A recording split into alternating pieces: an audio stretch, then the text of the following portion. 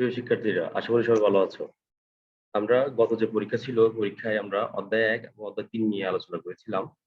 তো পরবর্তী যে আমাদের যে পরীক্ষা হবে, ওই পরীক্ষায় আমরা অধ্যায় ৪ পড়ব। ৪ পড়া যদি শেষ হয় তাহলে আমরা অধ্যায় ২ নিয়ে আলোচনা করব। তোমাদের যতটুকু পড়াবো ততটুকু তোমাদের সিলেবাস হবে পরবর্তী পরীক্ষার জন্য।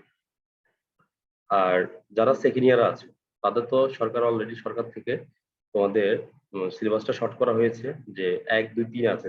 ১, ২, ৩, ৪ আছে সিলেবাসের মধ্যে। তো তোমাদেরকে আমরা ১, ২, ৩ তে পড়িয়েছি, ৪ ও পড়িয়েছিলাম। তো আমরা যদি ৪ যদি পড়ি এখন ফার্স্ট ইয়ার এবং সেকেন্ড ইয়ার সবারই উপকার হবে। চলো আজকে আমরা অধ্যায় ৪ নিয়ে আলোচনা করব।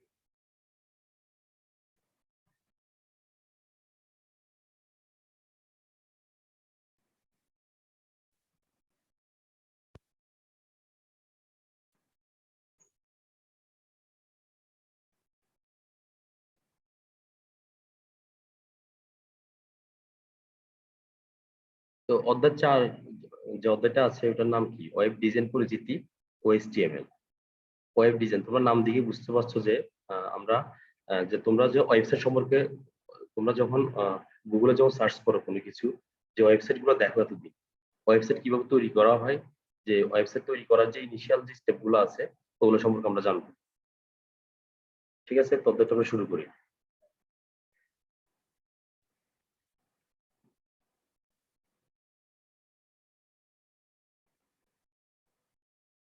তো প্রথমে আমি এই যে অধ্যায়টা আছে, অধ্যায়টা সাধারণত 10টা পার্টে সাজিয়েছি। প্রথম যে প্রথম যে পার্ট সেটা হচ্ছে যে ওয়েব ডিজাইন। আমরা ওয়েব ডিজাইনটা আজকে আলোচনা করব। আজকে আমরা স্ট্যাটিক এন্ড ডাইনামিক ওয়েবসাইট সম্পর্কে আলোচনা করব, অর্থাৎ পার্ট ১ আর ২ সম্পর্কে আলোচনা করব।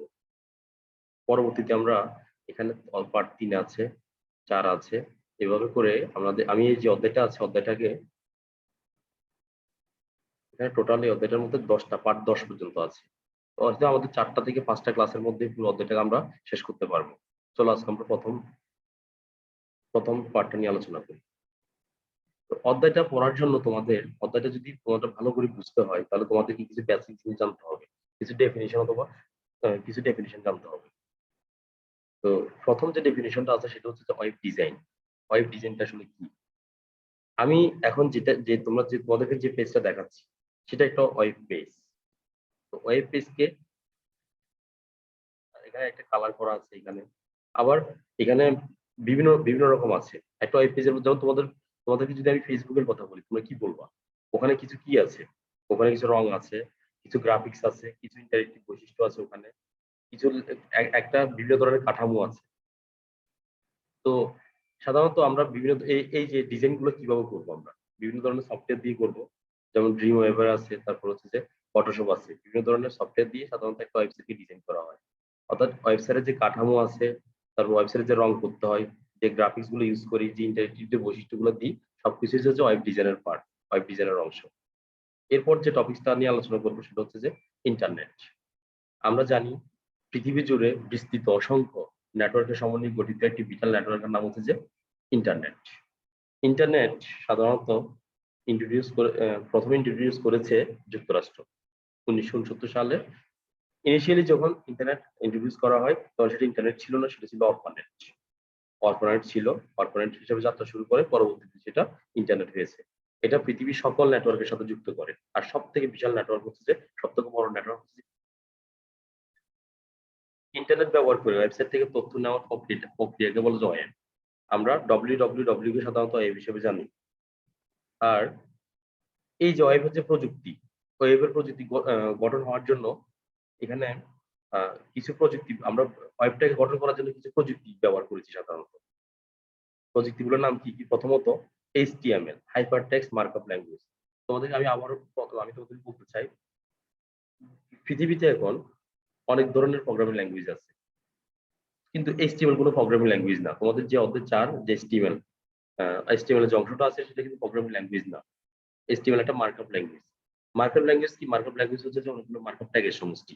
আমরা এই অধ্যায়ে অনেকগুলো ট্যাগ সম্পর্কে আলোচনা করব, তোমরা পরবর্তীতে জানতে পারবো আস্তে আস্তে। HTTP কি? Hyper text transfer protocol. এটা একটা প্রোটোকল। তো প্রোটোকল নিয়ে আমরা পরবর্তীতে আলোচনা করব। ওয়েব ব্রাউজার কি? ওয়েব ব্রাউজার যে প্রোগ্রাম সার্ভার থেকে ডেটা রিসিভ, অনুবাদ এবং ক্লায়েন্টকে তার ফলাফল প্রদর্শন করে তাকে আমরা কি বলতে পারি? তাকে আমরা ওয়েব ব্রাউজার বলতে পারি। ওয়েব ব্রাউজার সম্পর্কে আমরা একটু পরে আলোচনা করব। টিম বার্নার্স লিকে সাধারণত এই যে ডব্লিউ আছে এটা জনক হিসাবে বলা হয়। তিনি 1989 সালে নভেম্বরের মাঝামাঝি সময়ে হাইপারটেক্সট ট্রান্সফার প্রোটোকল ক্লায়েন্ট এবং সার্ভারের মধ্যে ইন্টারনেটের মাধ্যমে প্রথম সফল যোগাযোগ সম্পন্ন করেছিলেন। তার টিম বার্নার্স লিকে ডব্লিউ জনক বলা হয় বলে বিবেচনা করা হয়। ওকে, এরপর হচ্ছে যে ওয়েব পেজ কি? ওয়েব পেজ হচ্ছে যে এমন একটা পেজ যে পেজ, এটা কোনো সংজ্ঞা নাই আসলে, তুমি এভাবে বলতে পারো ওয়েব পেজ যদি পরীক্ষা আসে। ওয়েব পেজ কি তুমি বলতে পারো যে অনেকগুলো ট্যাক্স, যেমন এই যে আমি যে তোমাদেরকে এখন পেজটা দেখাচ্ছি সেটা একটা ওয়েব পেজ। সাপোজ ধরো আমি আমি আমি আমার একটা মিষ্টির দোকান আছে, তো আমি মিষ্টির দোকানের জন্য আমি একটা ওয়েবসাইট তৈরি করলাম, মোতালেব বিল্লাহ মিষ্টান্ন ভান্ডার। ধরো আমি ওয়েবসাইট এবং তৈরি করলাম পাশে। তো আমি আমার এই যে ওয়েবসাইট, এটা হোম পেজটা আমি আঁকলাম এখানে। তো আমি কি করব? ধরো আমি প্রথমে একটা ছবি দিব উপর উপর দিয়ে। তো আমি একটা ছবি আঁকলাম, প্রথমে আমার ছবি থাকবে, প্রথমে এখানে এদিকে আমার ছবি থাকবে। তারপরে আমি কিছু মিষ্টি নিয়ে বসে আছি, এরকম একটা ছবি থাকবে। এরপর কি থাকবে? এখানে অ্যাবাউট থাকবে, আমার মিষ্টির দোকান সম্পর্কে থাকবে, লগ ইন থাকবে, লগ আউট থাকবে, রেজিস্ট্রেশন থাকবে, আর অনেকগুলো। এখানে অডিও থাকবে, আমার একটা পানি থাকবে এখানে। আমার কি কি মিষ্টি আছে, মিষ্টি সম্পর্কে আমি আলোচনা করবো না? অবশ্যই আলোচনা করবো। তো হচ্ছে যে অনেকগুলো টেক্সট থাকবে, অনেকগুলো অডিও থাকবে, অনেকগুলো ভিডিও থাকবে, অনেকগুলো হাইপার লিঙ্ক থাকবে। তো সবকিছু মিলে হচ্ছে যে একটা ওয়েব পেজ। একটা জিনিস খেয়াল করো, ধরো এখানে অ্যাবাউট আছে, আমি যদি অ্যাবাউটে যদি ক্লিক করি আর একটা পেজ আসবে না? তুমি ফেসবুকের কথা চিন্তা করো, তুমি যখন অ্যাবাউটে ক্লিক করো, সেটিং এ যদি যখন ক্লিক করো, তুমি যখন প্রোফাইলে ক্লিক করো, কারো সম্পর্কে জানতে চাচ্ছ, তো যে কোনো জায়গায় ক্লিক করলে আর একটা নতুন পেজ ওপেন হচ্ছে না? তার মানে কি তুমি একটা পেজে আছো, অন্য একটা পেজে যাচ্ছ তুমি। তার মানে কি অনেকগুলো ওয়েব পেজের সমষ্টি হচ্ছে কি একটা ওয়েবসাইট। তাহলে আমরা ওয়েবসাইট কাকে বলতে পারি? ওয়েবসাইট হচ্ছে অনেকগুলো ওয়েব পেজের সমষ্টি। ওয়েব পেজের মধ্যে কি থাকে? অনেকগুলো ওয়েবসাইট থাকে সাধারণত। ওকে, ওয়েব পোর্টালটা আসলে কি? ওয়েব পোর্টাল হচ্ছে বিশেষভাবে পরিকল্পিত ওয়েবসাইট যা বিশেষ গুরুত্বপূর্ণ লিঙ্কের সমাহার। একটা ওয়েব পোর্টালও কিন্তু একটা ওয়েবসাইটের মতোই, কিন্তু সেই ওয়েবসাইটটা হয়তো যে বিশেষভাবে পরিকল্পিত। আমি তোমাদেরকে একটু এক্সাম্পল দিয়ে বুঝিয়ে দিচ্ছি। www.bangladesh.gov.bd এটা একটা ওয়েবসাইট, কিন্তু এটা এমন একটা ওয়েবসাইট যার মধ্যে মন্ত্রণালয়ের সব তথ্য কি আছে, এখানে সবগুলো লিঙ্ক এই ওয়েবসাইটের মধ্যেই আছে। তো এটাকে আমরা একটা ওয়েব পোর্টাল বলতেই পারি। সার্ভার কম্পিউটার বলতে কাকে বলে? সার্ভার কম্পিউটার কি? সার্ভার কম্পিউটার হচ্ছে এমন একটা কম্পিউটার, ধরো আমি এখানে তোমাদেরকে একটা এক্সাম্পল দিয়ে বলতেছি। এটা ধরো একটা কম্পিউটার, সার্ভারটা ধরো একটা কম্পিউটার। এটা এমন একটা কম্পিউটার যেটা কি করে বিশ্বের যে কোনো প্রান্তে ইন্টারনেটের সাহায্যে বিশ্বের যে কোনো প্রান্তে ছড়িয়ে ছিটিয়ে থাকা যে কোনো ডিভাইসকে সে কানেক্ট করতে পারে। আর এই জন্য আমরা এটাকে কি বলতে পারি? Server computer. সার্ভার হলো এমন একটি কম্পিউটার যা অন্যান্য কম্পিউটারগুলোকে কি করে? তথ্য সরবরাহ করতে পারে। যে কম্পিউটার অন্যান্য কম্পিউটারগুলোকে তথ্য ইনফরমেশন, ডেটা এগুলো কি করতে পারে? সরবরাহ করতে পারে। তাদেরকে আমি কি বলতে পারি? ওই কম্পিউটারটাকে আমরা কি বলতে পারি? সার্ভার কম্পিউটার অথবা সার্ভার বলতে পারি। বিভিন্ন ধরনের সার্ভার আছে, যেমন ওয়েব সার্ভার কি করে? ওয়েবসাইট সরবরাহ করে, ওয়েবসাইট থেকে বিভিন্ন ওয়েবসাইটের বিভিন্ন তথ্য সরবরাহ করে। মেল সার্ভার কি করে? মেল সরবরাহ করে। ফাইল সার্ভার সাধারণত এফটিপি ফাইল ট্রান্সফার প্রোটোকলের যে ফাইলগুলো আছে এগুলো সরবরাহ করে। ওকে, আমরা এরপরের টপিকে চলে যাই। ক্লায়েন্ট অথবা ক্লায়েন্ট কম্পিউটার কাকে বলে? ক্লায়েন্ট হলো এমন একটি কম্পিউটার তার দূরবর্তী কম্পিউটার বা সার্ভারকে যুক্ত করে এবং ওই সার্ভার রিসোর্স গুলো ব্যবহার করে। ক্লায়েন্ট হচ্ছে যেমন একটা কম্পিউটার যেটা কি করে দূরবর্তী কোন একটা সার্ভার অথবা কোন একটা কম্পিউটারের সাথে যুক্ত হয় এবং ওই সার্ভারে যে রিসোর্স গুলো আছে ওই রিসোর্স গুলোকে কি করে সাধারণত ব্যবহার করে। আপলোড কি? আপলোড হচ্ছে যে আমি কোন একটা সার্ভারে কোন একটা ইনফরমেশনকে যদি আমি প্রেরণ করি সেটাকে আমি কি বলতে পারি? আপলোড। আর যদি কোনো সার্ভার থেকে যদি আমি কোনো কিছু নিই, ইন্টারনেটের সাহায্যে যদি আমি কোনো কিছু নিই আমার নিজের কম্পিউটারে কোনো একটা কাজের জন্য, তখন আমরা কি বলতে পারি? তাকে আমরা ডাউনলোড করতে পারি। ওয়েব ব্রাউজার কাকে বলে?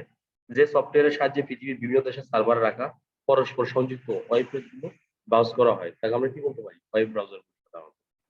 তো তোমরা জানো সাধারণত এই যে এখানে অনেকগুলো ওয়েব ব্রাউজার দেওয়া আছে যেগুলো খুবই জনপ্রিয় এখন বর্তমানে। সার্চ ইঞ্জিন ঠিক সেম। সার্চ ইঞ্জিন আমরা যে কোনো আমরা ইন্টারনেট থেকে কোনো একটা আমরা কোনো একটা ইনফরমেশন আমরা কম্পিউটার থেকে কি করি? অনেকগুলো ইনফরমেশন সার্চ করি না? আমরা কি দিয়ে সার্চ করি? আমরা যখন কোনো একটা ইন্টারফেসে যাই, ওই ইন্টারফেস ওপেন করি, তো আমরা অনেকগুলো সার্চ ইঞ্জিন ব্যবহার করি কোনো একটা ইনফরমেশন খোঁজার জন্য কম্পিউটারের সাহায্যে। তো এই সার্চ ইঞ্জিন গুলো কি কি হতে পারে? ask.com হতে পারে, তারপর হচ্ছে যে yahoo.com হতে পারে, এরপরে google.com হতে পারে। তো বিভিন্ন ধরনের সার্চ ইঞ্জিন সাধারণত আমরা ব্যবহার করে থাকি। প্রিয় শিক্ষার্থীরা, আহ এখানে আমরা অনেকগুলো অনেকগুলো প্রশ্ন আছে, তোমরা এগুলো সলভ করবে। আমি এই যে পার্ট যে 1 আছে, 1 কে তো সলভ করে দিয়েছি। তো অনেকগুলো জ্ঞানমূলক প্রশ্ন আছে এখানে। তো এখানে কয়েকটা দেখো, এখানে অনেকগুলো প্রশ্ন আছে, তোমরা বাসায় সলভ করবে। আর আমি এতক্ষণ যে যে টপিকটা নিয়ে আলোচনা করেছি, অবশ্যই এই প্রশ্নগুলো ওখানে আছে। এখানে কিছু এমসিকিউ প্রশ্ন আছে, তো এই প্রশ্নগুলো পারলে তোমরা সলভ করবে। ওকে, তো এরপর আমরা পার্ট 2 নিয়ে আলোচনা করব। আমরা এখন যে টপিক নিয়ে আলোচনা করবো সেটা হচ্ছে static website and dynamic website. আমরা জানি ওয়েবসাইট দুই ধরনের হয়, স্ট্যাটিক ওয়েবসাইট আর একটা কি ডাইনামিক ওয়েবসাইট।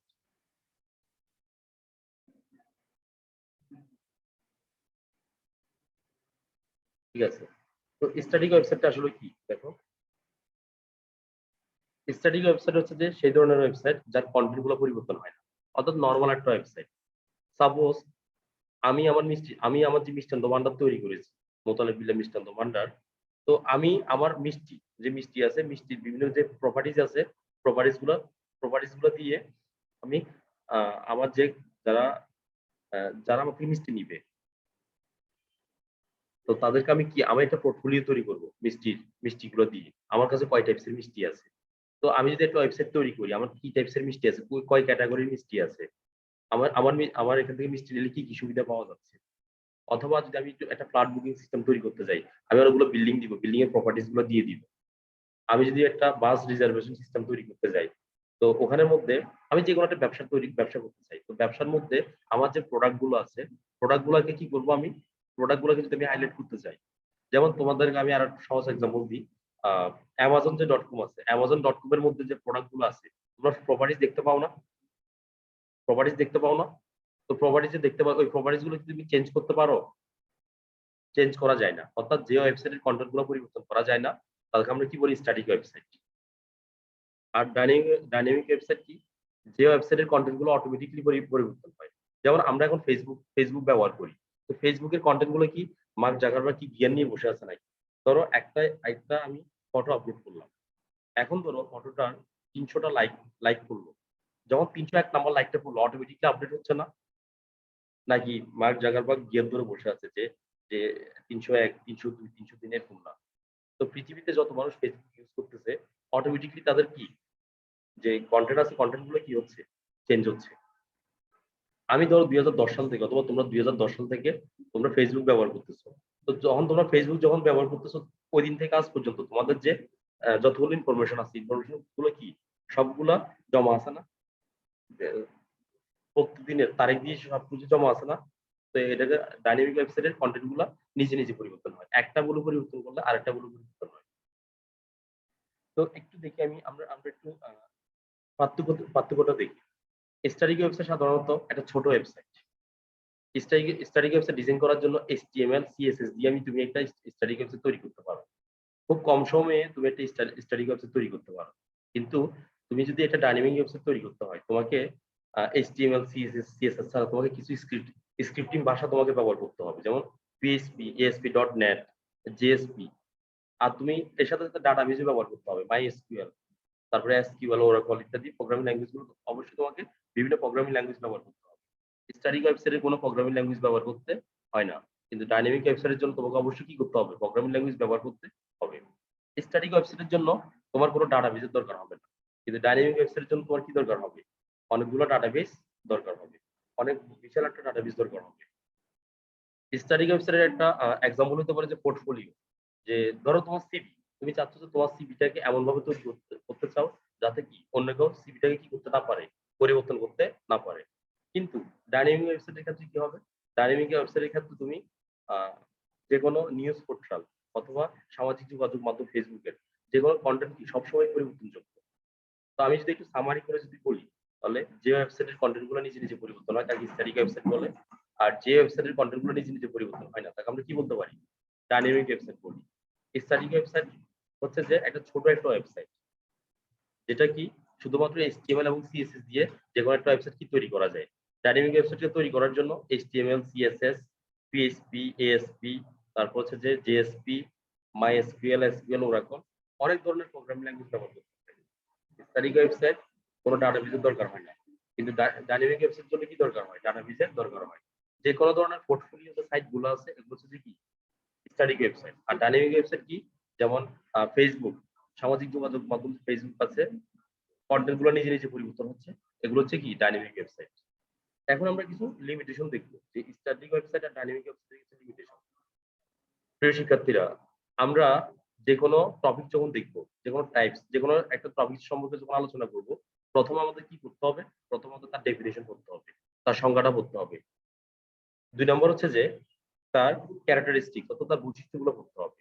রবি সাহেব ক্লাস প্লিজ।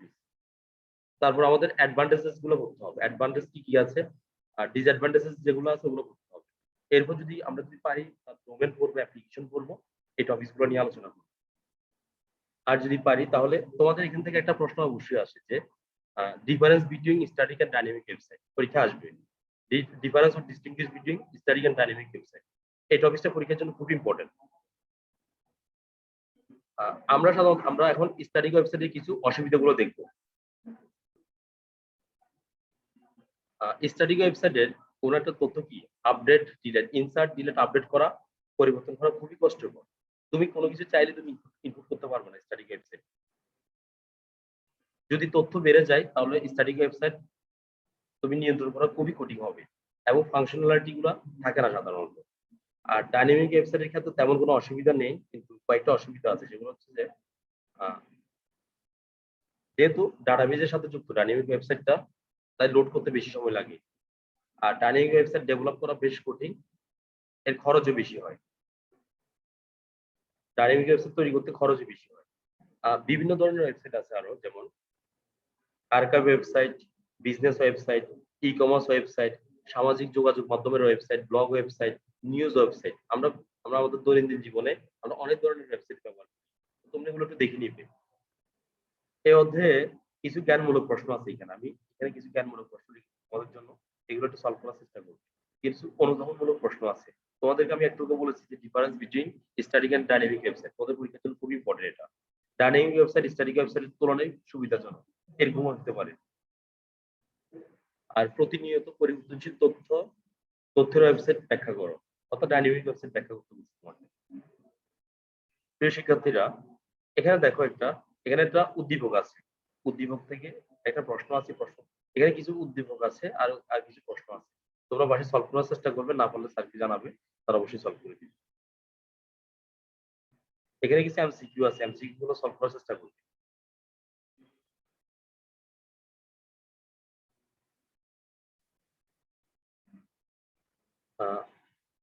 তো আমাদের আসলে যে অধ্যায় 4 আছে, 4-এর আমরা 4কে পুরোপুরি শেষ করার জন্য আমাদের 4 থেকে 5টা ক্লাস দরকার।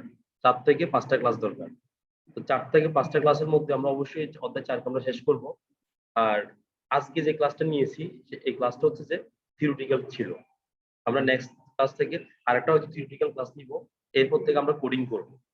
আমরা ওয়েবসাইট কিভাবে ডিজাইন করতে হয়, ডিজাইনিং জন্য যে ট্যাগ আছে, ট্যাগগুলো নিয়ে আলোচনা করব। আর তোমাদের এই অধ্যায়টা নিয়ে ভয় পাওয়ার কোনো দরকার নাই, কারণ হচ্ছে যে এটা কোনো প্রোগ্রামিং ল্যাঙ্গুয়েজ না। HTML হচ্ছে একটা মার্কআপ ল্যাঙ্গুয়েজ। আর তোমরা জানো এই HTML হচ্ছে যে অনেকগুলো মার্কআপ ট্যাগের সমষ্টি। তো মার্কআপ ট্যাগ আমরা সাধারণত এখানে এখানে প্রায় কয়েকশো ট্যাগ আছে, কয়েক হাজার ট্যাগ আছে, কিন্তু আমরা এখানে মাত্র কয়েকটা ট্যাগ নিয়ে আলোচনা করব। তোমাদের ইন্টারমিডিয়েটের এই ধাপে আমরা সর্বোচ্চ 30টা ট্যাগ নিয়ে কথাবার্তা বলবো। তোমাদের বইও 30টা ট্যাগের মতো আছে। ইনশাআল্লাহ নেক্সট ক্লাস থেকে আমরা ওই ট্যাগগুলো নিয়ে আলোচনা করব। ধন্যবাদ সবাইকে।